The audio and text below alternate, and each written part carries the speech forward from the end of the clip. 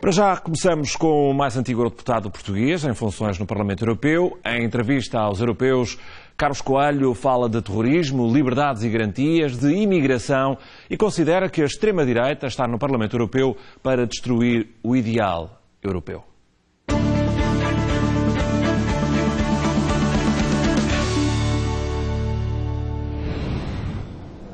Carlos Coelho, qual é a verdadeira influência do Parlamento Europeu na vida dos cidadãos? A Europa decide através de um sistema triangular. Há três instituições: o Conselho, que representa os Estados, a Comissão, que representa o interesse comum, e o Parlamento, que representa os povos europeus. É a única instituição europeia diretamente eleita pelos cidadãos. E é esse o principal papel do Parlamento: trazer para o mecanismo de decisão a sensibilidade dos povos da Europa. Pode-nos explicar porque é que há tanta abstenção nas eleições europeias?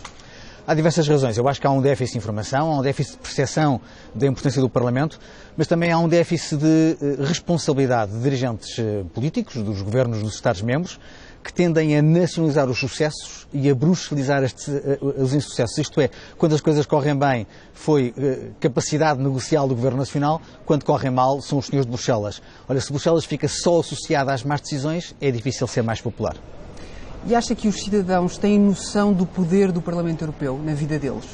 Não, acho que há um déficit de informação e isso só se resolve pela pedagogia, pela capacidade de estarmos mais próximos. Eu, por exemplo, aceito quase todos os convites que me fazem de ir a escolas, a instituições, a programas de informação, mas há muito a fazer na área pedagógica, se quiser. Pode-me dar alguns exemplos desse poder do Parlamento Europeu na vida das pessoas? Exemplos concretos? Bem, como sabe, a partir do Tratado de Lisboa, grande parte das decisões legislativas deixaram de ser tomadas pelo Conselho, passaram a ser tomadas em co-decisão com o Parlamento. O Parlamento aqui tem um poder especial. O Parlamento não pode propor, não tem capacidade de iniciativa, mas pode condicionar. Sozinho não pode impor uma lei, mas uma lei não pode ser aprovada sem o consentimento do Parlamento. Portanto, é essa a capacidade de influência que nós temos. Fala-se muito do combate ao terrorismo hoje em dia na Europa. Novas decisões vão ser tomadas provavelmente brevemente. Qual é a sua opinião sobre a liberdade de circulação dos cidadãos no futuro da Europa? Eu acho que a liberdade de circulação é o valor fundamental do projeto comunitário. Nós não acreditamos numa Europa que seja só mercado comum, acreditamos numa Europa das pessoas, numa Europa dos cidadãos. A facilidade que nós temos de fazer Erasmus, de viajar, de empreender, de trabalhar e de sermos respeitados em qualquer país europeu onde estamos, como cidadãos e não como turistas estrangeiros ou como estrangeiros imigrados. Essa facilidade da livre circulação nunca pode ser ameaçada. Considera que há riscos nessa liberdade dos cidadãos europeus? Receio que sim. Receio que, face às ameaças do terrorismo, seja fácil cair na armadilha de pensar que nós trazemos mais segurança limitando as liberdades. E se o estivermos a fazer, estamos a conceder a vitória aos terroristas, porque aquilo que eles querem, ao fim e ao cabo, é atacar os nossos valores, é atacar a nossa civilização.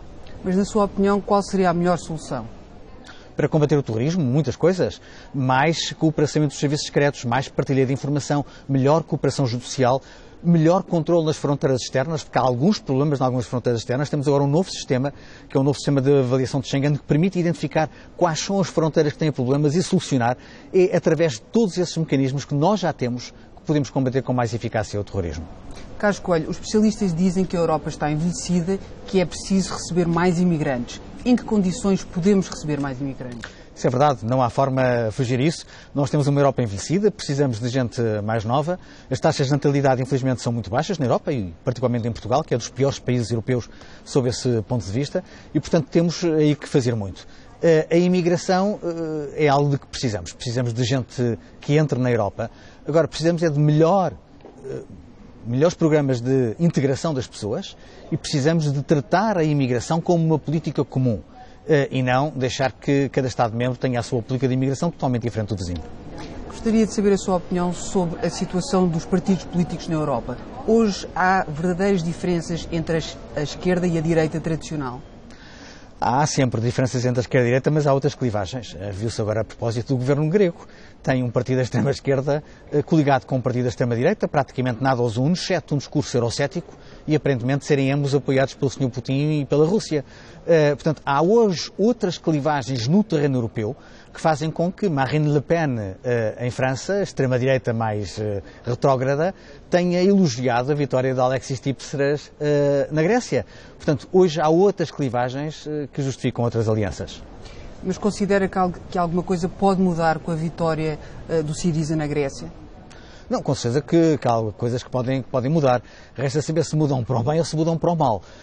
A insegurança que isso pode trazer aos mercados, as dificuldades acrescidas que pode trazer a Portugal e a ideia de que cada um é dono das suas convicções e das suas promessas sem nenhuma solidariedade é mau. Porque com a mesma determinação que nós dizemos que não pode ser a Alemanha sozinha a fixar as regras, também não pode ser a Grécia sozinha. Quer dizer, ninguém pode dizer, porque eu prometi isto, eu vou ter que obrigar todos os outros a pagarem as minhas promessas. Imagino que eu sou candidato em Portugal a uma junta de freguesia e que vou prometer em cada um dos bairros da minha freguesia um hospital, dizendo que são os outros que vão pagar as minhas promessas. Isto não é uma forma séria nem responsável de fazer política. Mas acha que é possível que a Grécia acabe por sair do euro ou mesmo sair da União Europeia? Pode sair do euro, pode sair da União Europeia. Se me pergunta se eu desejo, não desejo. Eu sou um europeísta, prefiro que haja uma solução integrada dentro da União, mas as soluções que subsistem são soluções marcadas pela solidariedade, em que todos temos que nos respeitar. E a Grécia não pode pensar que faz o que quer no seu território à conta dos outros. Gostaria de saber a sua opinião sobre a presença da extrema-direita, das diferentes extremas-direitas no Parlamento Europeu. São partidos que estão contra a União Europeia. Qual é o trabalho deles no Parlamento Europeu? Geralmente é um trabalho de erosão.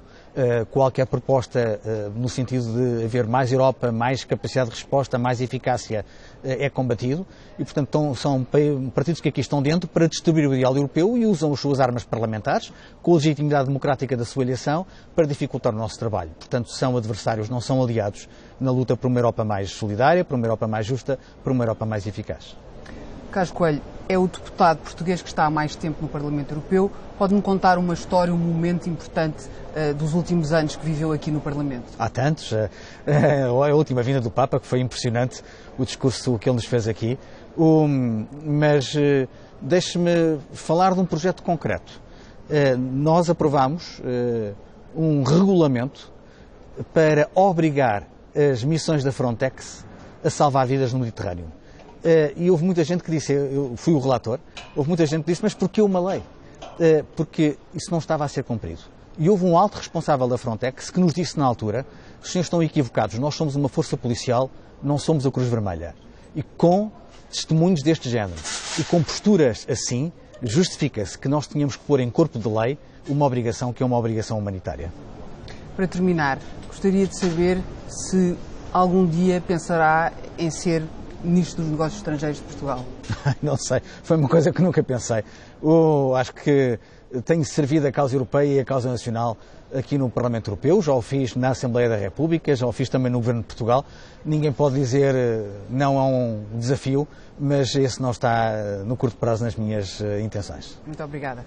Muito obrigado.